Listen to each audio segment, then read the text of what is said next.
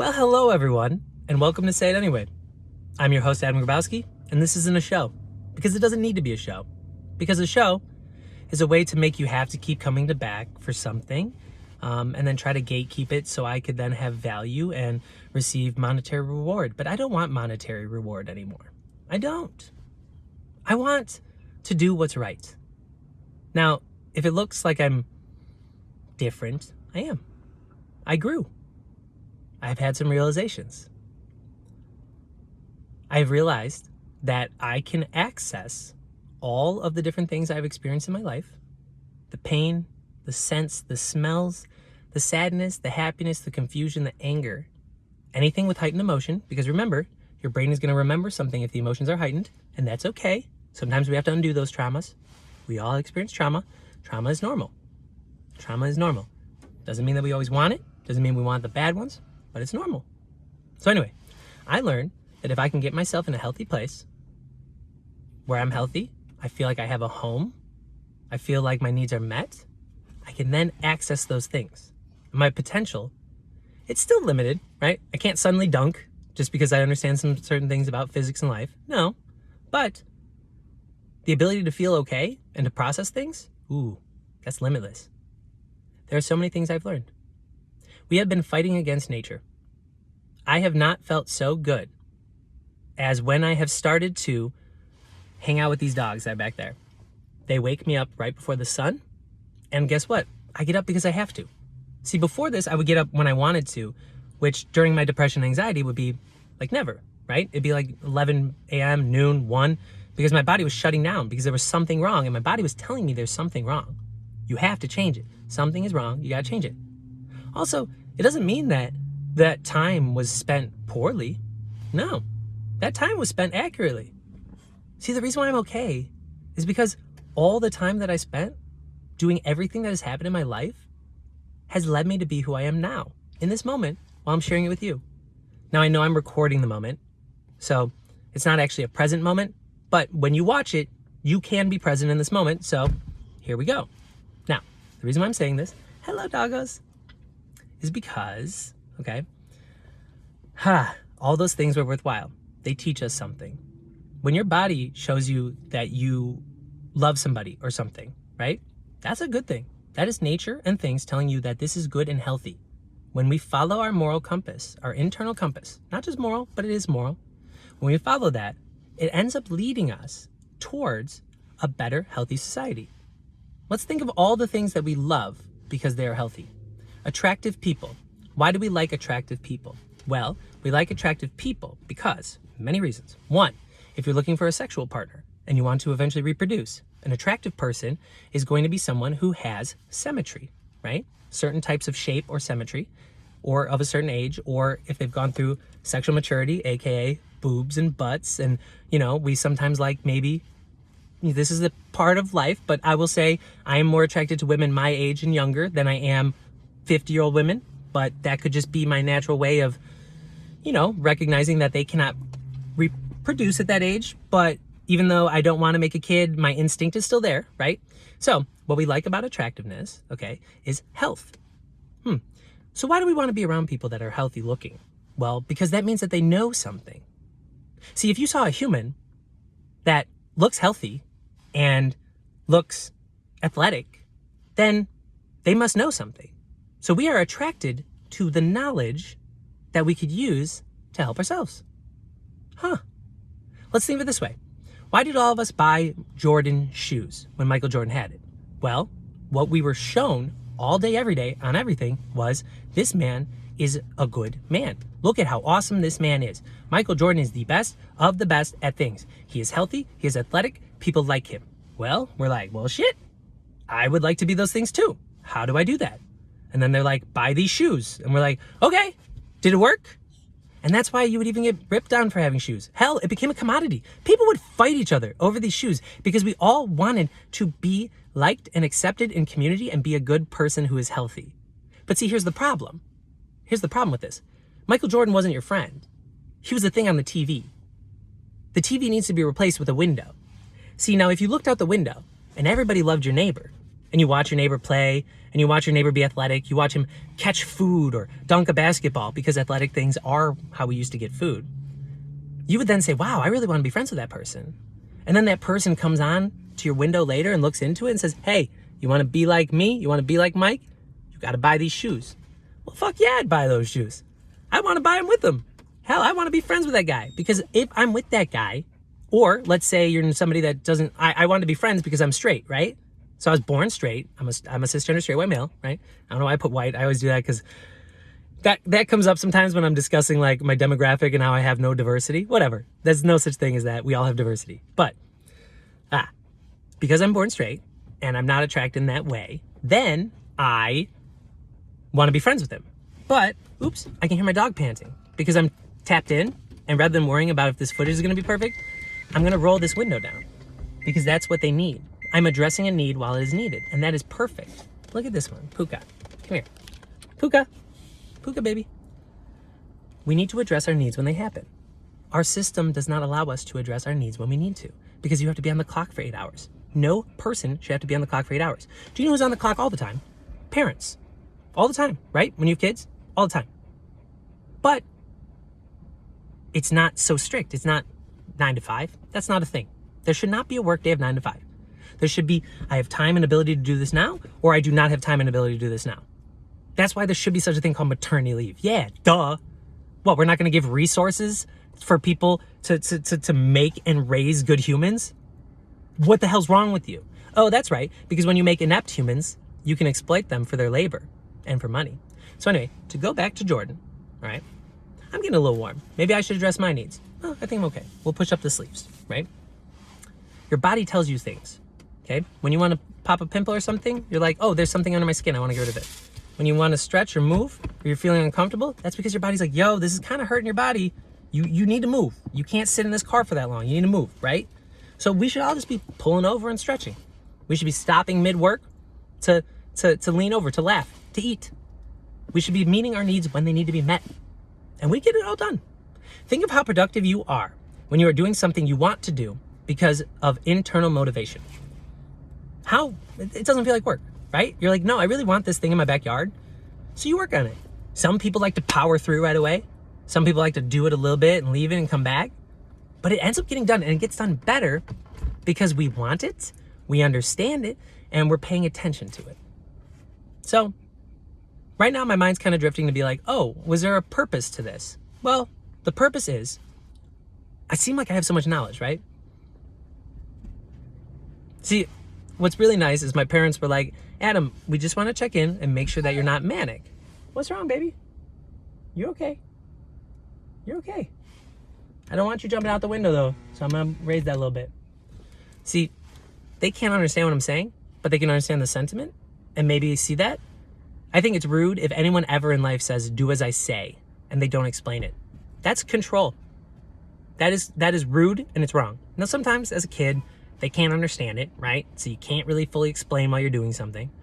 You know, you can't explain like why you're at the doctor's or getting a shot, but you can say, Puka, come on, stay there, Puka. I can't have you going out the window right now. If you did, that would be okay. It would be okay, but I have to go get her, and then it would kind of distract from this, which would be fine, right? I feel like you got enough information. Here's my point. So many thoughts. Oh, my family was checking in on me because they're like, hey, we want to make sure that you weren't sounding manic. And that makes sense because sometimes people when they're manic, talking really fast, doing that, but I'm calm because I'm in control. See, I feel like I understand. So I can speak really fast because I'm unlocking things that life have shown me to be true. There's so many things I can share with you guys, so many lessons, and I'm going to do it freely, and I do not want monetary compensation for it. I don't want to have power over anyone. I want you to listen to me and like me because you like me. Let's think of it this way. If you've ever been to a dog park, okay, you will see that when one dog is always at home or the dog is not used to being around other people, right? I was worried that my iPhone would get too hot, so I have to move it because I don't want to lose this. It'd be okay if I did. I just recorded again. Life happens. So I've been to the dog park and I've seen a dog that is always at home with its owners and gets to run the show, right? So then when it comes to the dog park, it yells at everyone. It nips at them, it barks at them. But what happens is, if the humans let them be, okay, the other dogs that are more socialized and that know better will surround that dog, not kill him or anything, but they'll like knock him on his ass. And then when he gets up to try to annoy another one will be standing there. Like, dude, we can't have you doing this. We need you to get checked. I call it getting checked, right? So let's use a human example. Donald J. Trump. Disgusting to even say it. And there's a reason why it's disgusting for us to say it, because we know that the actions of this individual has caused real world pain for other people. If he was just annoying, I wouldn't care. Go be annoying over there. I don't care. As long as you're not harming anybody else, go do your thing. Why not? But this is a person who grew up with such privilege. Okay, one, he was taught by a racist father who had too much power, right? They were able to control property and other things. That was scary. They should not have controlled it. We did not, as a society, determine that person should be in control because they're a good human and they're going to do what's best for everybody else. They only controlled it because they owned assets and resources, and they exploited it against other people because those other people had needs that need to be met, aka the need of housing. Let's keep going. We're getting there. It's going to be good. This person never got checked. Even as a child, he didn't have the attention from his parents, so not pure love. And whatever the caretakers were doing, well, hell, he can get away with it because you're not going to yell at my kid, and he knew that. So think of it this way. Every time he fucked up, no consequence. Every time he yelled at someone, no consequence. Every time he wanted something or exploited something, no consequence. From a child. From the time he was a child, through that. That person has no idea that you can't do these behaviors and have somebody love you. Hell, that's why he's so desperate for the money and the status and the fame, because if it wasn't for that, why would anyone talk to him? See, here's the thing. I think there's some people that have a lot of money, but they know they'd be fine. I think like Bill Gates and like maybe even Mark Cuban would know that, like, hey, if I was broke, I have enough life experience, I have enough friends that I would survive and it would be fine. But there's a lot that go, oh, no. I've only learned how to live with money. I've only learned how to live with resource. I've only learned how to live with power over other people. How would I make sure that I'm cared for? Well, you would be a good human. See, my travels have led me to always be a guest. I'm a guest in every state, at every university, at everyone's house. I'm a guest. And what happens when you're a guest is you have to modify and adapt to what the other people do. It makes you be a better person, or it creates conflict. Conflict is good because it is teaching you to be a better person, or it's teaching that other person that, hey, maybe they shouldn't be such, closed-minded, right? I had an instance one time I'm not very proud of, but I'm okay with it now, where I was staying at someone's house and I felt entitled to use somebody's bedroom because their couch was kind of small and it would hurt my back, but I either got afraid to ask them, or let me try to get this right. I believe I asked them and they said that they didn't want me to use the room, so I tried to sneaky do it to fulfill my needs, and then that created conflict. And then because I was fulfilling a need, I started like arguing with them rather than just saying, oh, my bad, because it was my bad. It was. I didn't listen to what the person said or what they wanted, and I went against that. So the reason why I was afraid of that is because I thought if I make a mistake, then I am bad, right? I thought if I did this, then I'm a bad person. And I'm a bad person, I don't deserve to live, I don't deserve to have my needs met. Even though I was just trying to meet my needs. But the thing about it is, if I had taken away that ego part and learned, oh, this conflict is because now I'm going to learn and understand more, then it would have been okay. And I wouldn't have taken it so personally. See, now when things happen, I don't take it personally. Like, I was talking with an ex of mine, and I was able to express, hey, I am sorry that I did these things in this way. I thought I was doing this. Like, I thought I was withholding love. So I was withholding affection because, one, I thought if I give too much affection, then I'm showing that person that I want to be there for forever. No. You could give affection away for free. Do you know what is free and replenishable? Kindness and love and nice words and compliments. You could give attention to somebody and then next day give it again to somebody else or something else or anything. That's the thing. We don't have to commoditize it. But we live in a world where we've commoditized everything, right? You want to live somewhere? Pay me. You want water? Pay me. You want food? Pay me. Now we commoditize affection. What do you think social media is? Hey, would you like to be social with your friends? Then you have to agree to the user agreements. And now we're going to advertise the things to you and try to sell you products. That's the capitalist way. It is preventing us from really, truly learning and working together. I don't want new things anymore. I want to reuse something that already exists because it has a history, it has purpose, and now I've given it new life. It's awesome. I love the tools that my grandpa left me. I love going dumpster diving. I love going to Goodwill and then donating to Goodwill and then paying money for the things that I get from Goodwill because that pays money to the people there because that gets them the resources they need.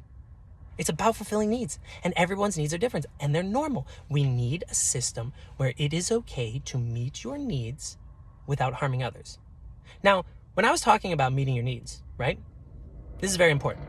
When I was talking about meeting your needs, it's okay to meet your needs unless it's at the expense of other people. Although, some needs will always need that, right? Like, I have caused death. I eat meat. I've needed energy. Can I find a way to live and get protein without that? Yeah. So I think I probably should. Is it okay if I don't do that all the time and I want to go to Cane's and get some chicken fingers? That is okay as well. Because I'm not causing so much pain, right? But we can't be doing this thing where we want to need our needs at the expense of others. So what's a normal need? Sexual need, right? To have sex. By the way, I have a theory, and it's that sex is how we process things, okay? Because we're connecting with another human, so we can let out certain emotions, we can wipe the slate clean, we feel instinctually like we are doing what we're supposed to do, which is bonding or spending oxytocin or getting close to someone, getting close to humans, which is good, or potentially even making babies, right? That is why it's good for us. So another thing you could do is you can process different traumas through sex. Let's think about this. If you know anybody who's had some traumas, there's a good chance, not 100%, there's a good chance they might have a fantasy about something similar to that trauma, right? Like a non-consensual fantasy. Well, why does that fantasy come up? Why is that internal thing happening? That is your internal compass and body and mind telling you, hey, in order to be healthy, we're going to have to work past these traumas, okay? We're going to have to work past these traumas. So in order to work past these traumas, I want you to do it in a healthy way. So I want to give you pleasure while you go through this pain. I want you to have pleasure and good experience to replace the time you had that experience, but bad. Think about it. Think about it. I know some people have been through very traumatic experiences, and some of the times they feel the most okay or most fulfilled is through intense, consensual, trust building, and trustful sexual situations that are intense. Because then they get to relive it, but in a healthy, safe way. And an orgasm is like a way of saying, like, here is your reward for going through that in a way that's healthy. I am teaching you how to be healthy and okay. Oh my God. Now here's the thing. Not everybody is in the same place, right? Everyone's on their own journey. So you date someone, or you want to hook up with someone, or you want to have sex, but you're not sure if the other person wants something else or wants something different from you. Well, here's what you should do. You should talk. There's nothing wrong with it. Hell, there's times where I've been in situations where I wanted something or wanted to do I wanted to have an experience with someone, a sexual experience, and we decided through conversation that wouldn't be best, right? Are there times where we didn't have that conversation and still had it, and then I was like, oh, maybe that wasn't best? Yep. We lived. We grew from it. But too often people are willing to, like, you know, they're like, I know I need the need of connection, right? Of that release. So let me own all the money, and then people will have sex with me because they need resource, or let me manipulate them with their emotions, or let me make sure that they can't read or write or drive. Remember, why was it that we had to fight uphill? Why would we even be okay with slavery? Literally not meeting the needs of others so we can have our needs met. Why would we be okay with sexism? Not allowing women to have their own rights and autonomy because we're afraid that our needs won't be met. No, that's not okay. It's just not okay. But that's why it happened. That's why it happened. That's why it still happens. And the thing is, you know what I've done? I want everything to be consensual. I want my friends to talk to me because they want to be my friend. I don't want people to talk to me because they think I'm famous. I want them to talk to me because they think I'm a good person. I want somebody to have sex with me because they think I'm healthy. Well, you know what that's made me do?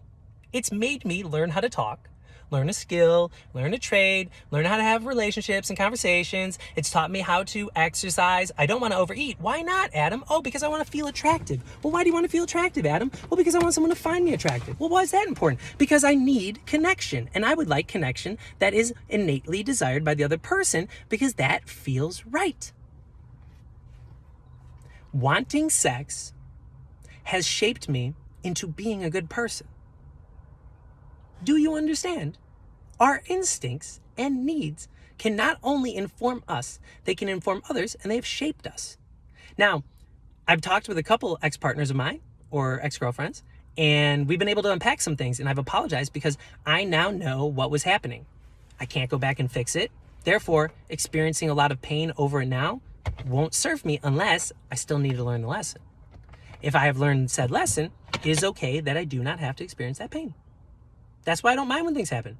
If I broke my finger right now, I think I'm in a good enough state where I'd be able to handle the pain because I know the pain is me telling me, it's my body saying, hey, this is incorrect, please fix it. Then the pain of healing is healing because I know it's healing. I've had a lot of injuries. I've broken this part, the zygomatic arch. I've had to fix my nose that was broken. I had my Achilles tear, but I know that it's being repaired. These pains don't bother me when I know they're good for me. So this video has gotten very long. I have a lot more to share with you, but I want you to understand this. Your internal moral compass is right. Your needs are correct. And people have tried to monetize on that for forever. Think of it this way.